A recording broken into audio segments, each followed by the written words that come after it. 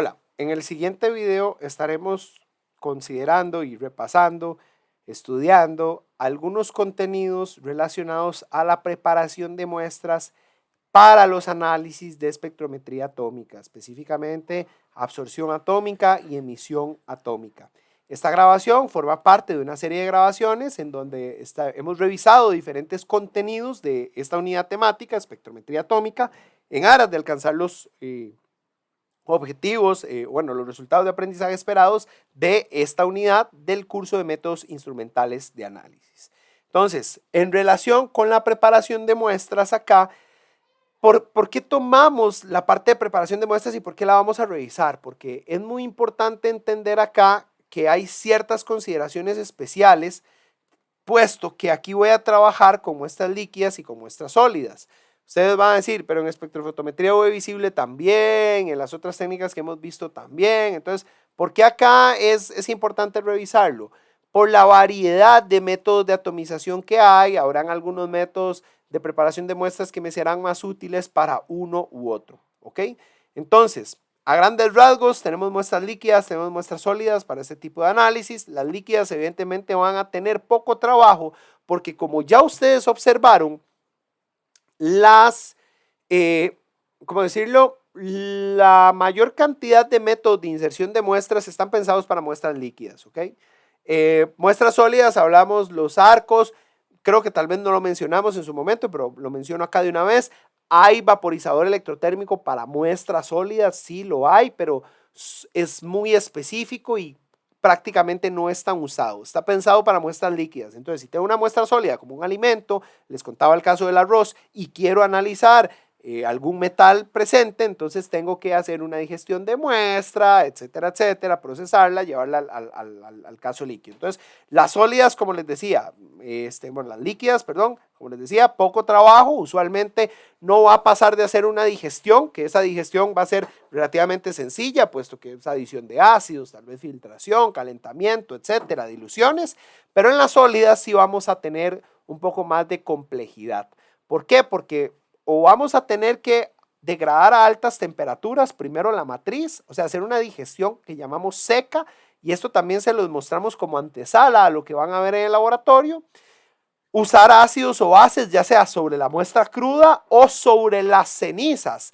Vamos a ver, yo quiero analizar el contenido de zinc en el arroz, entonces les comentaba que yo agarraba el arroz, les adicionaba ácido, calentaba, hacía todo un calentamiento, hacía una digestión, pero también resulta que yo hubiera podido agarrar ese arroz, calcinarlo a 400 grados, que me quedara solo las cenizas, y luego esas cenizas, que vendrían siendo la parte mineral de esa muestra, disolverlas en ácido, hacer diluciones y ya está.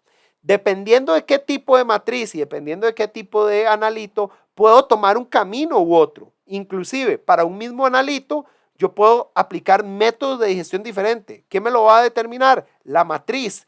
Y no solo la matriz, a veces también me lo va a determinar los otros analitos que yo vaya a medir. Por ejemplo, en algo que también eventualmente en su momento yo trabajé en el SENASA, en el ANACEBE en su momento, como parte de una pasantía. Trabajé con diferentes técnicas y parte de lo que también vimos, por ahí tuvimos la oportunidad de estar trabajando, fue con la parte de absorción atómica. A pesar de que ya yo lo trabajaba antes en el laboratorio que estaba trabajando en la U, ¿verdad? Y dando servicios para la parte de la industria. Como les decía, esta es la técnica que más me gusta. Algo muy interesante que sucedía ahí es que, vamos a ver, teníamos que analizar el contenido de metales pesados, analizábamos plomo en carne. Si yo no hubiera, voy a ponerles otro caso, mercurio. Quiero analizar mercurio en pescados, pero también quiero analizar otros metales, plomo, por ejemplo. Dependiendo del metal que yo vaya a analizar, si sé que el metal se me puede perder en la digestión de la muestra, usar degradación a altas temperaturas de la muestra no va a ser factible. A veces es más rápido. ¿Por qué? Porque simple y sencillamente meto en una mufla de calcinación, se me va toda la materia orgánica en forma gaseosa porque la estoy quemando, me queda un contenido mineral el cual puedo disolver con una disolución ácida y ya está. Pero si usted tiene que agarrar la muestra de carne, un pescado, lo que sea, y disolverla en ácido, eso le va a llevar más tiempo. La matriz, la disolución que le queda es muy compleja, ¿verdad? Porque ahí le queda toda la proteína, la grasa, toda la carne le queda disuelta en el ácido. Es una matriz más compleja, ¿no? El problema es, entonces, claro, uno diría, vayámonos a degradación a altas temperaturas, pero insisto, puede que para ciertos analitos o ciertas matrices no aplique, ¿ok? La digestión microondas es muy usada hoy en día, de hecho ustedes la van a usar en el laboratorio, tanto en Heredia como en Alajuela. Me da la facilidad de hacer esas digestiones ácidas, pero asistidas por un horno microondas. Literalmente es como el horno microondas. Vamos a ver, no es verdad un Frigidaire, ¿verdad? No es un horno de ese tipo, pero funciona exactamente igual que el horno microondas de la casa, ¿ok? Usted pone los recipientes, obviamente hay que tomar consideraciones porque van con ácidos, entonces hay que sellarlos a presión y demás, pero básicamente cuando usted cierra el microondas y lo ve trabajando, es un carrusel ahí dando vueltas, ¿ok? Entonces, para muestras sólidas hay un poco más de trabajo. Bueno, aquí está el uso del vaporizador electrotérmico. Se usa para muestras sólidas, pero no es tan común. Usualmente se va a preferir siempre trabajar en el medio acuoso, ¿ok? Este es el microondas, como les decía, es un carrusel. Les voy a llevar algunos ejemplitos de los frascos. Son frascos de teflón que resistan ácidos, son sellados a presión. La idea acá es poner la muestra, poner una mezcla de ácidos. Esto entra a un horno microondas, insisto, como el de la casa. Esto que se ve acá en color como café, no es que es, esos son los tubos usualmente son blancos. Esos son unas chaquetas de Kevlar.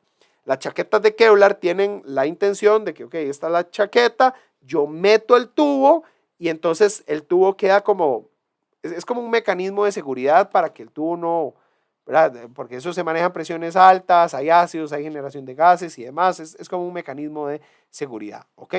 Hace muchos años, cuando esto no estaba tan diseminado, el horno microondas, hoy en día sí es más diseminado, no es barato, ya insisto, aquí en estas técnicas vamos a empezar a hablar de miles de dólares. La última vez cuando tuve que comprar ojo, no compré el equipo, ¿verdad? La idea era usar el equipo de la escuela, pero que el laboratorio tuviera su propia tornamesa. Esto se le llama tornamesa. Entonces compré una tornamesa de 24 tubos, la más grande es de 40. Compré una tornamesa de 24 tubos con los 24 tubos y eso en su momento nos había costado como 5 millones de colones por ahí. Ojo, solo la tornamesa y los tubos, ¿verdad? Porque son materiales muy caros, muy resistentes y demás, ¿ok? Cuando no era tan diseminado eso, se utilizaba eso que se denominan bombas PAR, ¿ok? Alguna gente le llama bomba de oxígeno, que yo creo que ese es el nombre correcto, porque PAR es así con doble R, PAR. Las bombas PAR son la marca, pues PAR es la marca. Es todo un tema, esto lo usábamos mucho cuando queríamos hacer análisis de metales en suelos y queríamos hacer digestión de la muestra. Entonces, hágame la seguidilla acá. Tengo este recipiente blanco, ese recipiente blanco es de teflón, igual eran caros. Ahí se pesa la muestra, ahí adiciono los ácidos, lo cierro con la tapa de teflón, pero ven que tengo diferentes cositas por acá.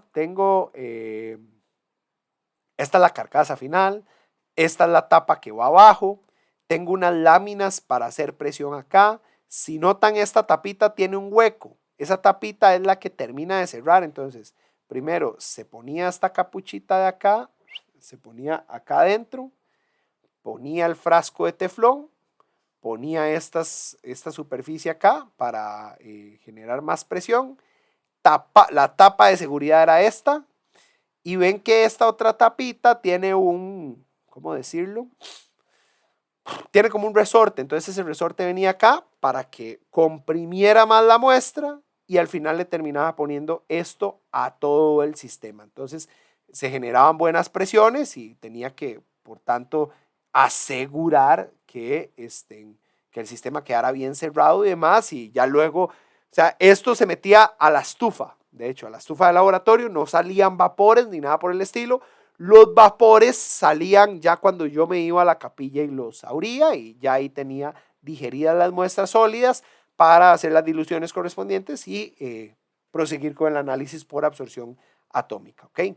El manejo de la cristalería es muy importante porque usualmente acá vamos a trabajar con concentraciones de miligramo por litro para abajo. Entonces, el calcio presente en el agua de tubo, calcio, sodio, magnesio, potasio, puede generarme contaminación si no dejo la cristalería bien lavada. Los detergentes, que usualmente están hasta la madre de sodio, también pueden generarme ese tipo de problemas. ¿Qué se hace muy usualmente? Que la cristalería a veces se lava con ácidos. Bueno, se lava con agua, jabón, normal, para quitar grasa, depende de lo que se haya usado antes en el laboratorio.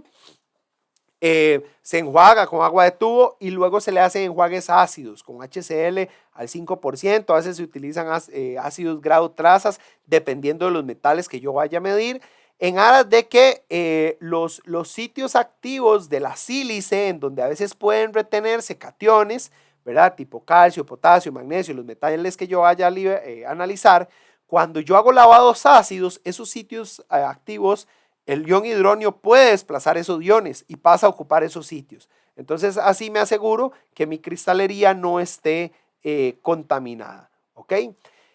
Los solventes igual, cuando esté haciendo procesamientos de muestras e implique solventes, hay que tener en consideración que ellos generan un efecto positivo. ¿En qué sentido?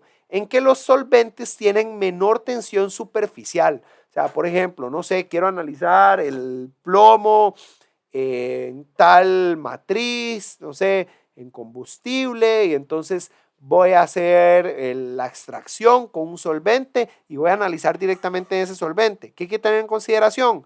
Que la calibración debo de generarla también en ese solvente y no en medio acuoso. ¿Por qué? Porque los solventes, al tener menor tensión superficial, por ejemplo, si estamos hablando de un nebulizador, cuando esa muestra es insertada a la llama, al tener menor tensión superficial, la nebulización es mejor, o sea, se van a generar gotas más finas, y al generarse gotas más finas, va a llegar más muestra a la llama, al llegar más muestra a la llama, va a haber más señal, va a haber más sensibilidad, ¿ok? Entonces hay que tener mucho cuidado con ese detalle, y la relación combustible-oxidante usualmente va a cambiar, porque al meter una sustancia orgánica, eso me va a ayudar más a la combustión y por ende tengo que regularlo para que la llama se mantenga oxidante y en una proporción adecuada, ¿ok?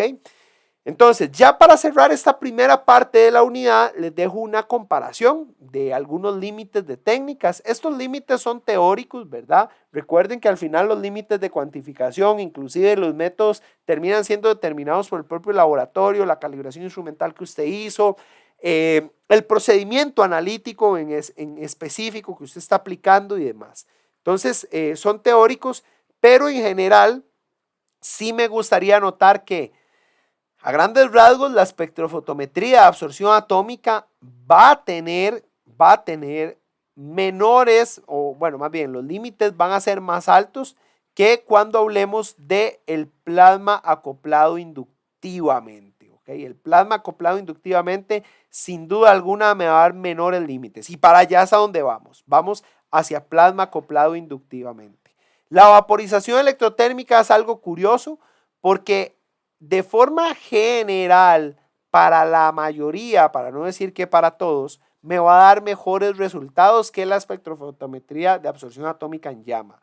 Pero en algunos casos, si yo uso un método de inserción de muestras como vapor frío, como generación de hidruros, puedo llegar a tener inclusive mejores límites de cuantificación por espectrofotometría de absorción en llama, metiendo la muestra por generación de hidruros, que si lo hago por espectrofotometría de absorción atómica vía electrotérmica, ¿ok? Entonces, algunas comparaciones que les dejo por ahí, pero a grandes rasgos, como les decía, y ya para cerrar la idea general, la eficiencia de estas técnicas en espectrofotometría de absorción atómica van a estar determinadas y en emisión también por la temperatura de la atomización. ¿Okay? Entre más temperatura, mejor. Y la eficiencia del sistema para insertar muestras. ¿Okay? Entre más eficiente, entre más muestras logre yo meter en la llama o en el sistema de atomización, va a ser mejor. Y entre más caliente sea este sistema, más me logra excitar átomos, pues también. Entonces ahí, por ejemplo, si me hablan de espectrofotometría de emisión atómica en llama o espectrometría de emisión atómica por plasma acoplado inductivamente. De ahí, el plasma es muchísimo más caliente, los límites van a ser muchísimo menores. ¿Ok? En comparación a absorción, absorción es más eficiente que emisión en llama, usualmente para la mayoría de metales. ¿Ok? Les dejo por ahí eso, información que les va a ser útil también para resolver el caso de estudio que les dejé. Tenemos algunos ejercicios de calibración instrumental, los invito a hacerlo y cuando ya volvamos también a las clases presenciales vamos a hacer ejercicios más detallados que va a ser repasar conceptos que ya sabemos de adición estándar, calibración por estándares externos, e inclusive vamos a meternos, después de que veamos la parte de ICP, vamos a meternos un poquito con estándar interno. Entonces, hasta acá el video, les agradezco la atención, muchísimas gracias, pasen a hacer las actividades que tenemos para toda la estrategia de la lección. Gracias.